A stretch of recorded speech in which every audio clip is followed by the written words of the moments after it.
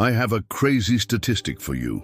During the height of the Satanic Panic, an estimated 12,000 people were accused of being a part of a satanic cult.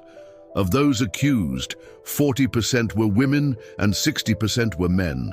Of those accused, 70% were under 30 years old. These are wild numbers. They're almost like parody, and unfortunately they're all true. And I'm not here to talk about the Satanic Panic as some distant, long-over event that we can all laugh at now.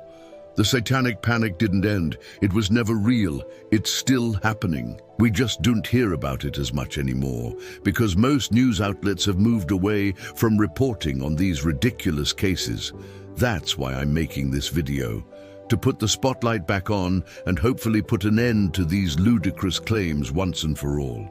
So join me as I dive deep into the wild world of the Satanic Panic and uncover the truth behind the hysteria that gripped a generation. You ever heard of Michelle Remembers? It was a book published in 1980 by Michelle Smith and written by a man named Lawrence Pasda.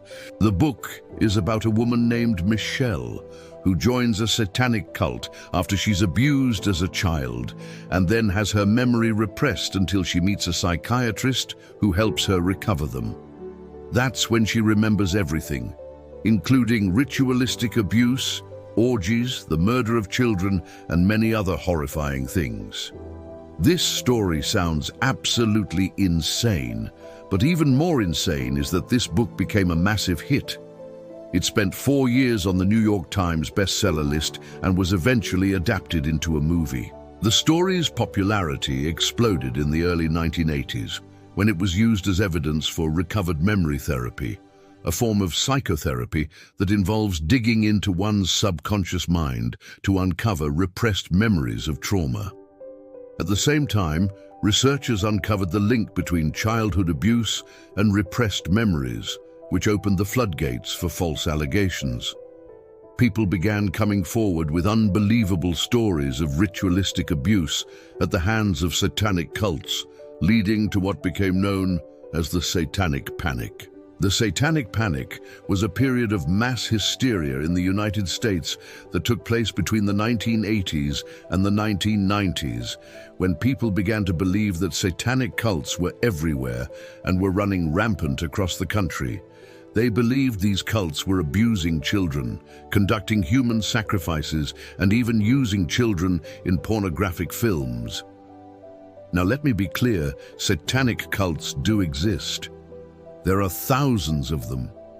But what people came to believe during the panic wasn't just that these groups existed. They believed that these groups were up to some nefarious activities that we can't imagine, engaging in large-scale ritualistic abuse and hiding underground. That's what made it a panic. The media ran rampant with stories of satanic abuse, with many publications publishing special issues dedicated entirely to the topic. Parents became convinced that their children were in danger, organizing neighborhood watch groups and banning Halloween.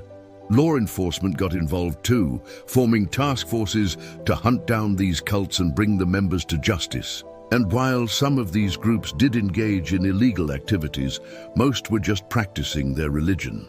Satanism isn't actually a religion, but there are many groups who practice what's called the satanic lifestyle. If you want to know more about that, you can check out my video on the subject. But for the purposes of this video, the important thing to know is that these groups don't engage in the kind of behavior that was alleged during the panic. Despite all this, hundreds of people were convicted of being a part of a satanic cult and engaging in criminal activities. Many of these convictions were based on the testimony of children who claimed to have been abused in satanic rituals. However, as time went on, many of these cases began to fall apart. In 1993, the McMartin preschool trial, which was the longest and most expensive criminal trial in American history, ended with all charges being dropped against the accused. This case was the biggest one during the panic, and many believe it helped bring the whole thing crashing down. But that's not to say that everyone saw it ending. Even today, people are being wrongfully accused of being a part of a satanic cult and engaging in ritualistic abuse. and many of these cases are taking place right now. I could give you a ton of examples of recent cases, but I'm going to focus on just one, the case of an Ohio couple, Jason and Jessica McCann. In March of 2019, Jason and Jessica McCann were arrested and charged with 34 counts of first-degree felony child endangering. Prosecutors said the couple was part of a satanic cult and had forced their 6 children to take part in religious rituals. According to reports, the children told authorities that their parents hosted regular church services where they would invite other members of their cult to participate. The rituals included blood drinking, animal sacrifice, sex and music, and the children were forced to participate. If the children refused to cooperate, prosecutors said the parents would punish them by forcing them to listen to loud music, keep very strict schedules, and perform chores without rest. That all sounds pretty horrible, but there's a twist. After hearing all of this, you might assume the police did more investigating before arresting the parents, but that's not what happened. The police arrested the couple right away and charged them based solely on the children's testimony. When the case went to court, it quickly became clear that the children had fabricated the entire story. The judge overseeing the case noticed that the children seemed rehearsed in their testimonies and gave off the impression that someone had fed them the information they were sharing. When the judge pressed them for more details, their stories began to unravel. For example, one of the children testified that they had sacrificed 2 dogs and a cat during their rituals. However, when questioned separately, each child gave a different account of what happened to the animals, with each child claiming that they had killed the animals themselves.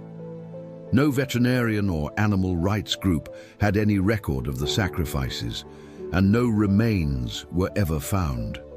The children also claimed that they had attended rituals held at an abandoned church in the woods. However, when the police searched the church, they found no evidence of the alleged activities. So why did the children make these claims? Well, according to the judge, it all had to do with one of the children watching the TV show Lucifer and reading a book called The Satan Cellar.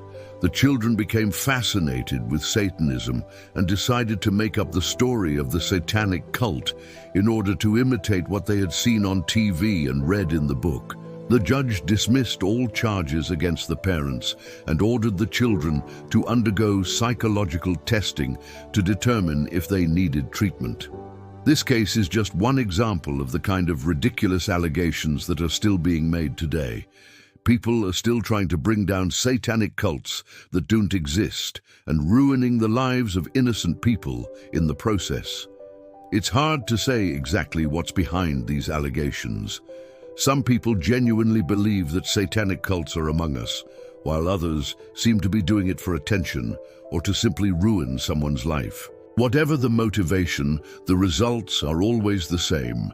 Innocent people are being accused of horrific crimes they didn't commit, lives are being ruined, and the reputation of an entire group of people is being destroyed. I think we can all agree that what happened during the Satanic Panic was wrong. Innocent people were accused of horrible crimes and their lives were turned upside down. But I also think we can agree that what's happening today is equally as bad. Innocent people are still being accused of horrible crimes and their lives are still being turned upside down. We have to be careful not to let our fear of the unknown get the best of us. Just because something is different or unusual doesn't mean it's evil. And just because something is evil doesn't mean it's satanic. If you're ever confronted with an allegation of satanic abuse, I urge you to be skeptical. Don't jump to conclusions or believe everything you hear. Do your own research and make sure you have all the facts before you form an opinion. The Satanic Panic was a dark chapter in American history. Let's make sure we don't repeat it. Thanks for watching.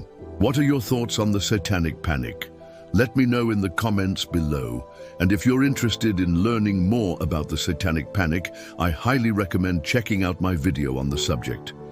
Thanks again for watching, and I'll see you next time.